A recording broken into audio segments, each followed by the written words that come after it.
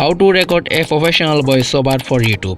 আমরা অনেকেই মনে করি ভয়েস রেকর্ড করার জন্য মাইক অ্যান্ড অ্যাডভান্স এডিটিং সফটওয়্যারের প্রয়োজন, বাট আমি এই ভিডিওতে আপনাদের স্টেপ বাই স্টেপ প্রসেস বুঝিয়ে দেব। আপনার ভয়েস এতটাই ভালো হবে যে ট্রাস্ট মি, এডিটিংয়ের প্রয়োজনও হবে না। ম্যাক্সিমাম নিউ ইউটিউবারদের মনে হয় তারা মাইক ছাড়া ভালো অডিও রেকর্ড করতে পারবে না, যেটা একেবারে সত্য নয়।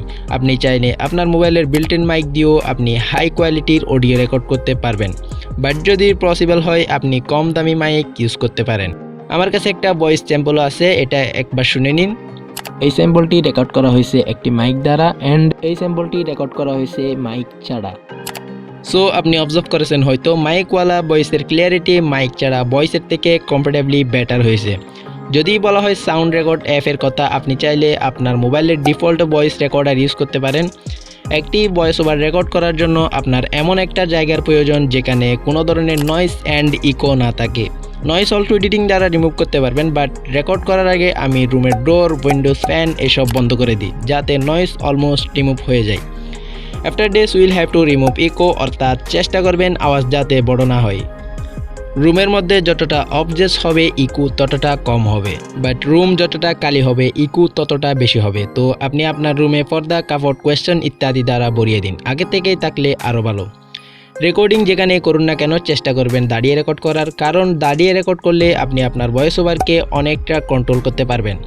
এরপর মাইককে যদি মোবাইল হয় তাহলে মোবাইলকে আপনার চেহারার কাছে নিয়ে আসুন, কমপক্ষে 2 থেকে 3 ইঞ্চি দূরে রাখবেন।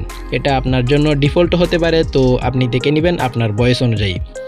ওকে, নাও দ্য কোয়েশ্চেন ইজ, এত কিছু করার পর আমাদের প্রফেশনাল ভয়েস মিলে যাবে তো? আমি আনসার দেবো ইয়েস, বাট অনলি 50%।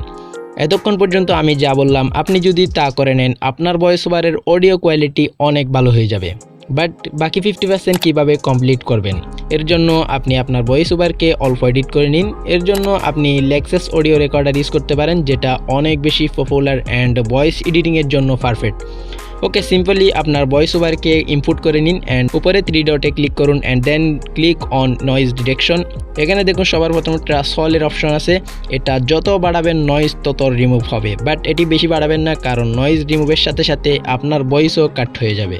নয়েজ ডিটেকশনের পরে চলে আসুন ইকুয়ালাইজার/অ্যাম্প্লিফায়ার। দেন এখানে যতটা বার্ডস লেফট সাইডে আছে তা দ্বারা আপনি বেস অ্যান্ড যতটা বার্ডস রাইট সাইডে আছে তা দ্বারা আপনি ট্রাভেল কন্ট্রোল করতে পারবেন।